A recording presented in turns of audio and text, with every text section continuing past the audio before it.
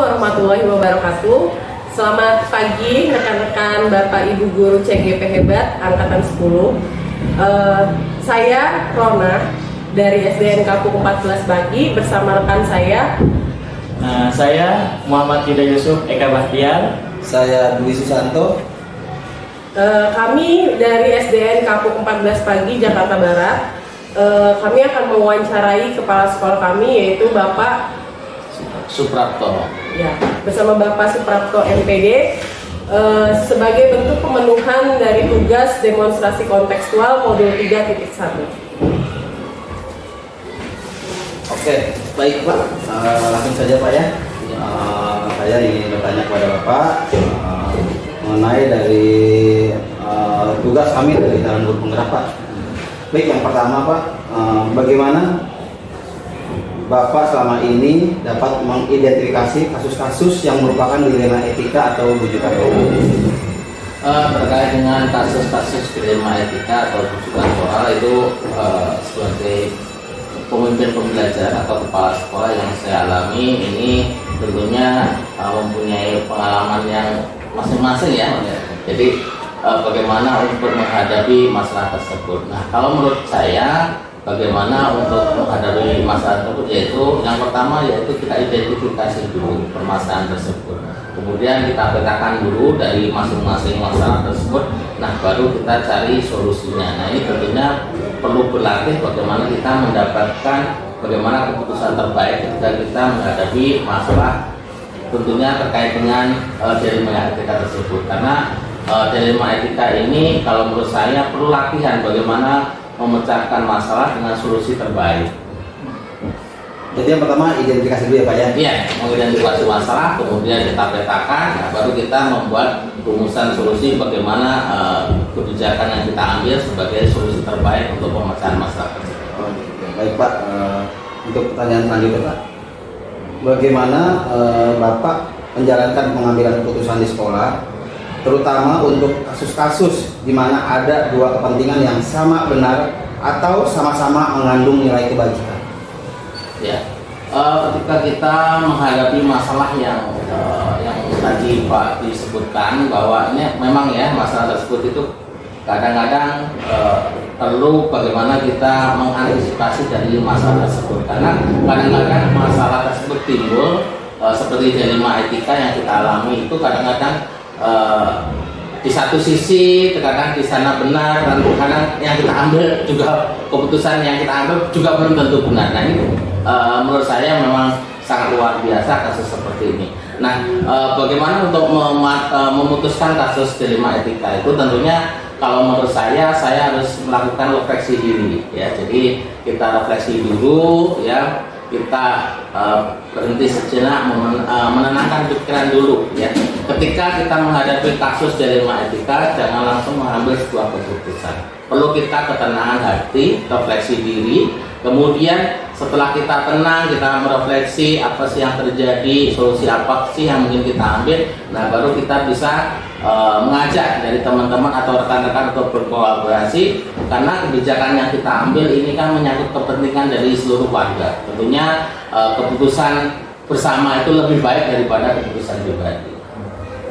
Jadi dua kepentingan yang sama-sama benar itu Bapak refleksikan dulu ya Pak? Iya betul, kita refleksikan dulu, kita tenangkan dulu pikiran. Tidak baik ketika kita mengambil keputusan ketika pikiran kita itu sedang kalut ya, karena dilema etika ini berbeda dengan masalah yang lain. Baik Pak, untuk yang ketiga nih Pak, langkah-langkah atau prosedur seperti apa yang biasa Bapak lakukan selama ini? Ketika saya menghadapi masalah dilema etika, ada beberapa langkah yang saya lakukan. Yang pertama yaitu tentunya kita harus melihat dulu, mengidentifikasi dari permasalahan tersebut, kemudian kita petakan dari permasalahan tersebut. Nah, kemudian yang berikutnya kita akan mencoba mencari solusi. Nah, ketika kita mencari solusi dalam arti solusi ini tentunya kita harus bersikap terbuka, bisa menerima saran dan masukan dari orang lain. Artinya apa? Bahwa dilema etika ini biasanya menyangkut ranah umum, ranah publik. Artinya ketika kita sebagai pemimpin pembelajaran mengambil satu kebijakan, itu tentunya keputusan yang kita ambil itu kan berdampak pada warga sekolah. Jadi tentunya penting untuk pelibatan dari warga sekolah itu, ya, bagaimana yang kita ambil ini benar-benar bisa dinikmati oleh warga sekolah. Memang keputusan yang kita ambil itu belum tentu bisa menyenangkan satu dua orang atau semuanya, belum tentu, tapi paling tidak keputusan yang kita ambil ini benar-benar bisa relevan dari dampak yang berdampak positif lah bagi untuk perkembangan dari warga sekolah kita. Jadi melibatkan warga sekolah, Pak. Betul. Nah, lalu Pak, di sini pertanyaan selanjutnya, hal-hal apa saja sih yang selama ini Bapak anggap efektif dalam pengambilan keputusan pada kasus-kasus dilema etika? Ya, ketika kalau menurut saya hal efektif yang saya lakukan ketika kita menemukan kasus-kasus berkaitan dengan dilema etika, yaitu kita harus berlatih bagaimana kita menganalisis dari suatu permasalahan. Jadi kita analisis dulu, kemudian kita juga menggandeng stakeholder yang ada, kemudian pelibatan dari warga sekolah. Jadi keputusan-keputusan yang utama dari dilema etika itu bahwa keputusan yang kita ambil itu bukan sifatnya menyenangkan semua orang, tapi paling tidak berdampak positif lah bagi semua warga sekolah, seperti itu. Oh, jadi harus berdampak positif ya Pak, Iya, terhadap lingkungan sekolah ya Pak? Betul, karena terutama untuk murid karena kebijakan yang kita ambil ini sesuai dengan kebutuhan dan apa yang dibutuhkan oleh murid. Nah, selanjutnya Pak, hal-hal apa saja sih yang selama ini merupakan tantangan dalam pengambilan keputusan pada kasus-kasus dilema etika yang sudah Bapak hadapi? Ya, tantangan yang saya rasakan ketika kita menghadapi kasus dilema etika yaitu pada saat kita pengambilan keputusan. Kadang-kadang keputusan yang kita ambil itu kita ragu bagaimana kita memutuskan, ya, karena kadang-kadang si A betul, si B lebih betul, ya. Jadi perlu pertimbangan yang matang.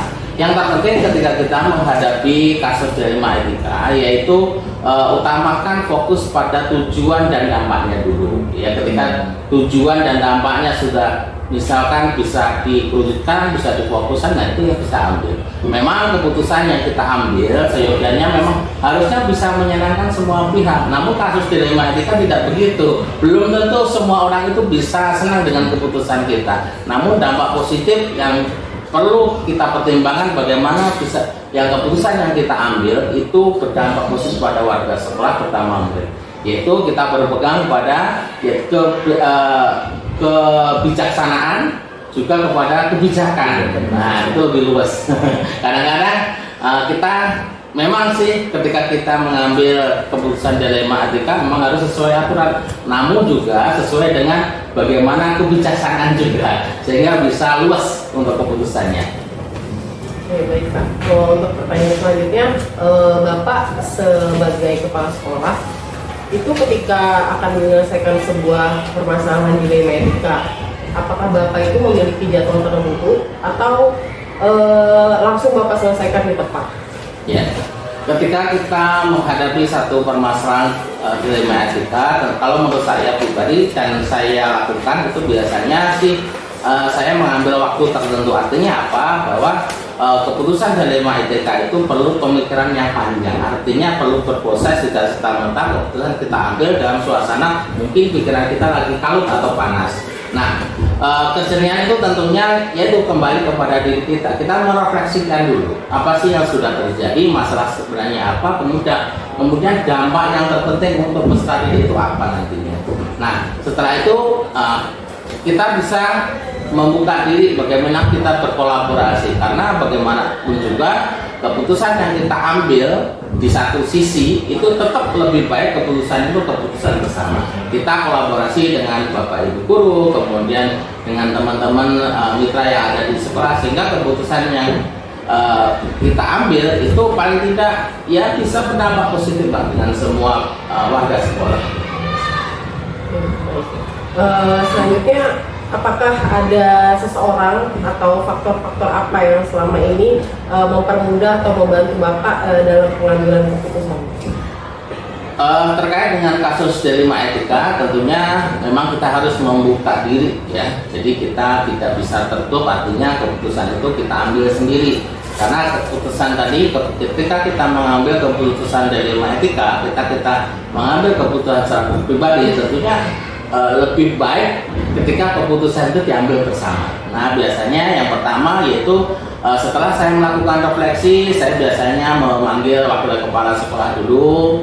Kemudian kita diajak diskusi dulu apakah perlu masalah ini kita bawa ke rapat besar. Artinya ketika permasalahan itu tidak bisa diselesaikan antara saya dan wakil kepala sekolah, tentunya harus melibatkan dari warga sekolah.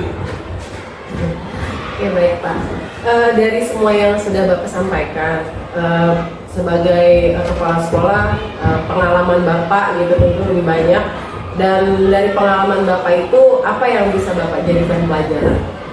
Ya, ketika kita menghadapi satu masalah terkait dengan dilema etika, kalau menurut saya pengalaman yang saya ambil ya, hikmah yang ada ketika kita belajar bagaimana kita memecahkan masalah dilema etika, yaitu bagaimana kita itu lebih sering bagaimana kita tuh refleksi diri. Artinya apa? Kita mengaca diri kita. Apakah yang sudah kita laksanakan itu benar atau salah sih gitu. Kemudian yang kedua, sikap ketenangan kita ketika kita menghadapi masalah. Sikap tenang itu penting. Ketika kita mengambil satu keputusan itu harus dalam suasana hati yang tenang, pikiran yang jernih. Kemudian berikutnya yaitu hikmah yang saya ambil artinya yaitu kita sering berkolaborasi. Artinya apa? Kita membuka diri ruang. Bagaimana teman-teman, mitra kita, rekan sejawat kita memberikan saran dan masukan. Nah, kadang-kadang saran dan masukan sikap kita terbuka ini ketika kita mendapatkan saran dan masukan, kita itu kadang-kadang nggak oh ternyata seperti ini, lebih baiknya seperti itu. Karena apa? Keputusan sendiri tentunya belum tentu lebih baik. Ya, lebih baik kita berkolaborasi, apalagi ini menyangkut hajat kepentingan bersama. Gitu.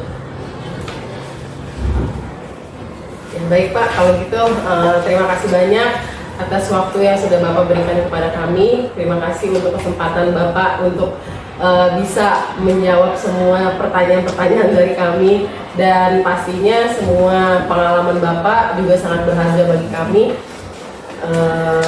Kalau begitu kami mohon pamit. Terima kasih banyak. Ya, sama-sama. Selamat beraktivitas ya untuk Bapak Ibu. Semoga sukses untuk kegiatan tahun guru penggerak angkatan 10. Terima kasih Pak. Ya, sama-sama. Terima kasih Pak. Dipamit ya Pak.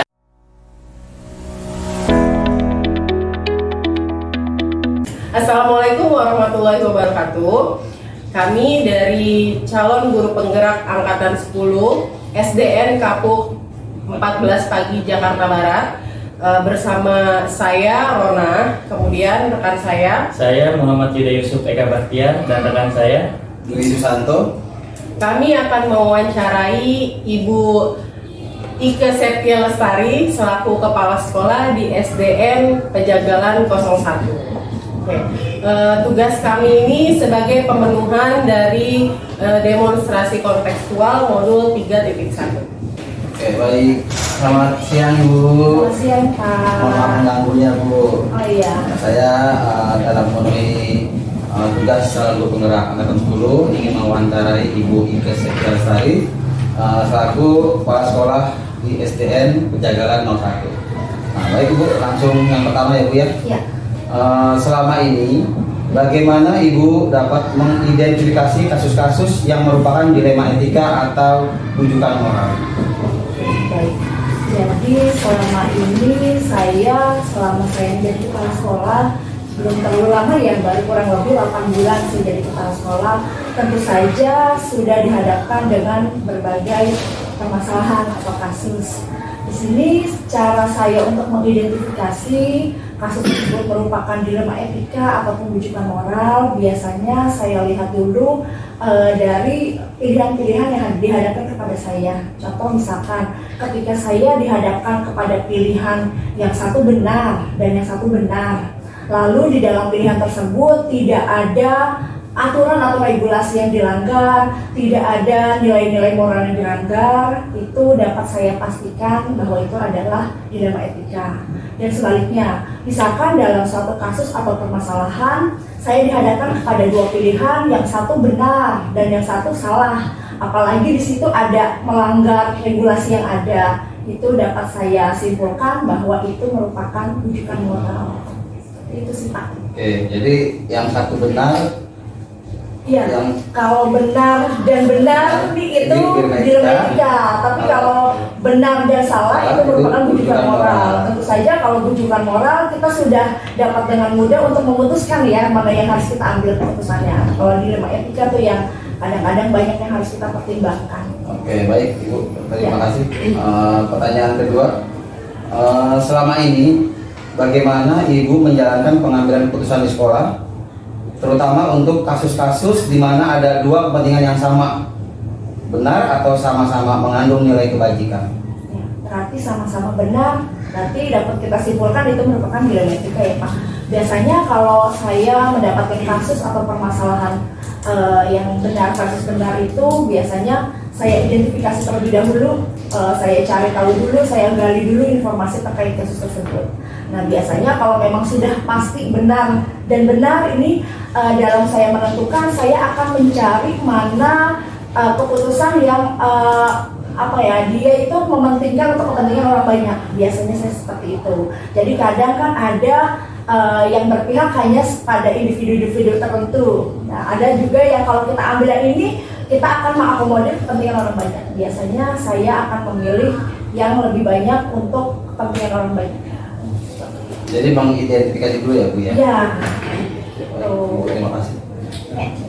Baik Ibu, yang selanjutnya ini Ibu yang akan saya tanyakan terkait masalah langkah-langkah atau prosedur apa saja sih yang biasa Ibu lakukan selama ini dalam melaksanakan atau tindak lanjut dari permasalahan yang sudah Ibu hadapi. Biasanya kalau kita mendapatkan satu kasus atau permasalahannya, langkah pertama yang saya lakukan, yang pertama identifikasi dulu nih kasusnya. Saya cari tahu sebanyak-banyaknya, saya gali informasi, saya cari tahu informasi tentang kasus atau permasalahan tersebut dari pihak-pihak yang terkait atau yang terlibat. Biasanya saya panggil, saya kumpulkan di sini pihak-pihak yang terlibat, satu persatu saya mintain masukan, saran atau detail kejadian berdasarkan kasus atau permasalahan tersebut. Biasanya kita duduk bareng, kita mencari satu titik temu. Kira-kira apa nih yang mau kita ambil keputusan bersama? Kita dengan mempertimbangkan banyak hal tentunya. Nah, ketika kita sudah kira-kira kita mau ngambil keputusan A misalkan, tapi saya tidak serta-merta langsung memutuskan, oke, kita ngambil keputusan A. Tentu saja saya harus uji lagi, saya harus pikirkan lagi apakah keputusan yang akan kita ambil ini kita ada melanggar satu regulasi atau aturan gitu. Kan kalau misalkan melanggar satu aturan tentu saja itu tidak boleh ya. Apabila memang tidak ada aturan atau regulasi yang dilanggar, maka clear, itu bisa kita tetapkan. Nah tapi sebelum ditetapkan juga saya biasanya merefleksikan ke diri saya, kalau bagaimana misalkan saya sebagai pihak yang akan menerima keputusan tersebut, apa yang akan saya rasakan. Biasanya saya refleksikan dulu kepada diri saya. Baru setelah itu apabila semuanya clear, tidak ada masalah, berdasarkan keputusan bersama, saya ambil keputusan. Nah setelah keputusan ini saya ambil dan sudah berjalan, tentu saja saya tidak serta-merta ya sudah lepas tangan begitu aja. Tentu saja keputusan yang sudah ditetapkan, yang sudah dijalankan itu tentu harus saya pantau, saya kontrol, saya lihat kembali. Khawatirnya setelah keputusan itu saya buat, ada lebih banyak dampak negatif yang timbul atas keputusan tersebut. Jadi kalau saya lihat lebih banyak dampak positifnya, clear, berarti keputusan itu bisa tetap berjalan. Tapi kalau misalkan lebih banyak dampak negatifnya, berarti keputusan tersebut harus saya tinjau ulang. Seperti itu sih. Berarti langkah-langkahnya cukup jelas ya Bu ya. Terus juga yang di sini yang ingin saya tanyakan, hal-hal apa saja sih yang selama ini yang Ibu anggap efektif dalam pengambilan keputusan pada kasus-kasus dilema etika yang pernah Ibu hadapi? Kalau yang selama ini saya hadapi yang menurut saya paling efektif, yang pertama itu yang ketika kita mengidentifikasi permasalahannya, itu yang sangat efektif. Karena disitulah kita mencari tahu, kita menggali informasi sebanyak-banyaknya tentang kasus tersebut supaya kita tidak salah dalam mengidentifikasi awal ya. Itu yang pertama. Lalu yang kedua yang menurut saya sangat efektif itu kita bermusyawarah itu untuk mencari suatu titik temu, mencari kita mengambil satu keputusan yang akan kita jalankan bersama. Itu juga yang paling efektif menurut saya, dua hal itu. Oh, itu. Berarti ada identifikasi masalah di awal, terus juga kita musyawarah mencapai mufakat. Lalu Bu, di sini apakah Ibu memiliki sebuah jadwal tertentu dalam sebuah penyelesaian kasus dilema etika? Apakah Ibu langsung menyelesaikan di tempat atau Ibu memiliki sebuah jadwal tersendiri untuk menyelesaikan kasus tersebut? Atau juga bentuk atau prosedur seperti apa yang Ibu nanti jalankan? Kalau jadwal ya, kalau kita bicara jadwal, saya memang tidak punya jadwal khusus untuk menyelesaikan masalah seperti ini, karena memang masalah itu datangnya kita nggak tahu ya, kadang tiba-tiba. Tapi cepat atau lambatnya kita dalam penyelesaian masalah tergantung dari tingkat urgensinya. Jadi ketika ada suatu kasus yang memang saat itu juga harus saya putuskan, memang mau tidak mau kita harus langsung memutuskan. Tapi apabila ada kasus yang atau permasalahan yang bisa kita perlu waktu yang kira-kira tidak terlalu urgent, kita bisa ada waktu untuk benar-benar menggali permasalahannya segala macam, kita duduk bareng, kita ngobrol bareng, sehingga nanti ada keputusan yang benar-benar bisa dijalankan. Misalkan masih ada waktu, saya biasanya memilih ya udah nanti kita bicarakan terlebih dahulu supaya banyak informasi kita lebih jelas. Jadi itu tidak ada jadwal khusus sih Pak. Oh gitu Ya, tidak ada jadwal khusus, tidak. Tergantung datangnya masalah. Tergantung datangnya masalah ya, kapan aja ya Bu ya. Nah terus Bu, ini terkait masalah ini ada satu lagi nih Bu yang tertinggal. Apa saja sih yang selama ini yang merupakan tantangan, yang menjadi tantangan Ibu dalam pengambilan keputusan pada kasus-kasus dilema etika? Kalau tantangan tentu saja banyak ya Pak. 8 bulan saya di sini aja tantangannya luar biasa. Apalagi ketika kita mau mengambil keputusan itu, tentu saja keputusan yang akan kita ambil kita tidak bisa untuk mengakomodir kepentingan semua orang. Tentu ketika saya memutuskan untuk mengambil keputusan, pasti ada pihak yang merasa diuntungkan dengan keputusan saya dan ada yang merasa dirugikan. Ada yang bisa menerima dan siap menjalankan, tapi ada juga yang kadang masih belum bisa menerima apa yang saya putuskan. Itu jadi biasanya tantangan saya itu bagaimana caranya saya memberikan pemahaman Pak kepada orang yang belum bisa menerima keputusan saya, supaya dia bisa dengan ikhlas menerima keputusan saya, bisa menjalankannya juga dengan berbesar hati mau menjalankan keputusan saya. Itu tantangan yang pertama. Yang kedua, biasanya kalau kita sudah membuat suatu keputusan, kita harus melakukan pengawasan. Karena kalau pengawasan itu tidak kita lakukan, terkadang keputusan yang sudah kita ambil itu dia tidak konsisten dijalankan dengan semua warga sekolah ya, misalkan keputusan tentang sekolah. Jadi tantangan juga buat saya untuk memastikan keputusan itu konsisten tetap dijalankan. Sebagai contoh, misalkan saya di sini kan ada dua shift ya, pagi dan siang. Shift siang itu kita sudah keputusan bersama, anak-anak pulang jam 5 sore dan semua sudah menerima. Tapi ketika menjalankannya, misalkan tidak adanya pengawasan dari saya, mungkin dikhawatirkan bisa aja nanti 4:30 anak-anak sudah pulang. Jadi perlu benar-benar pengawasan saya agar keputusan yang kita udah fix nih bareng-bareng jam 5 ya pulang itu bisa konsisten dijalankan. Ya, baik, untuk pertanyaan selanjutnya ya Bu ya. Ketika Ibu mengambil sebuah keputusan dalam kasus-kasus dilema etika, apakah ada seseorang atau faktor-faktor tertentu yang membantu ibu dalam mengambil keputusan tersebut? Kalau yang membantu saya tentu saja ada ya. Jadi di sekolah ini kebetulan saya punya 2 wakil ya Bu. Ada wakil bidang kurikulum dan kesiswaan.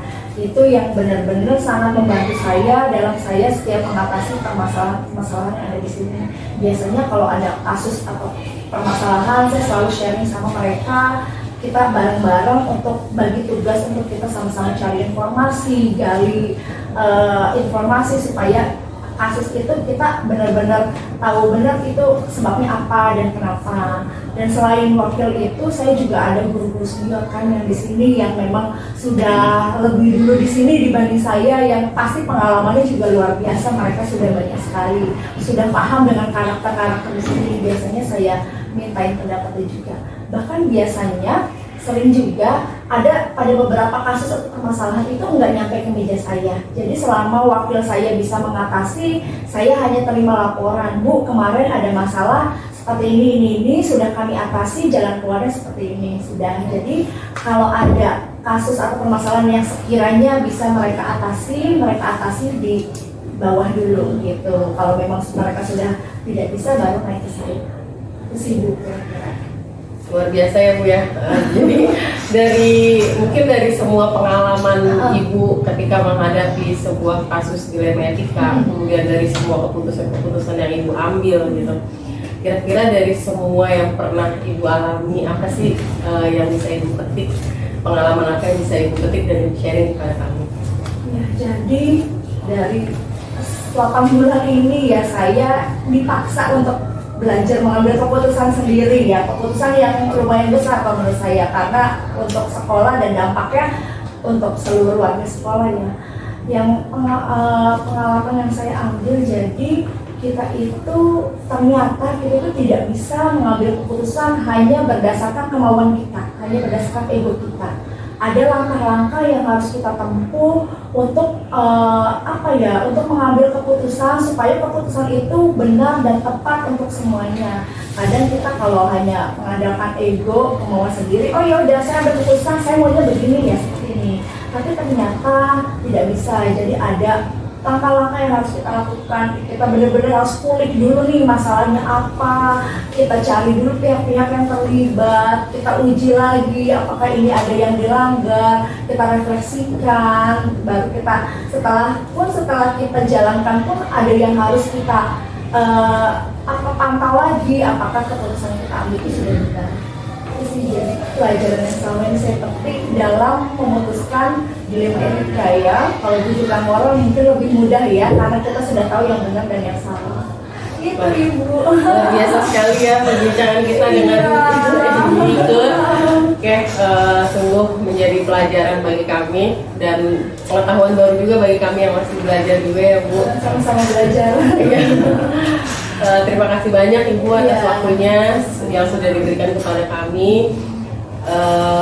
Mohon maaf juga kalau kami datangnya mendadak.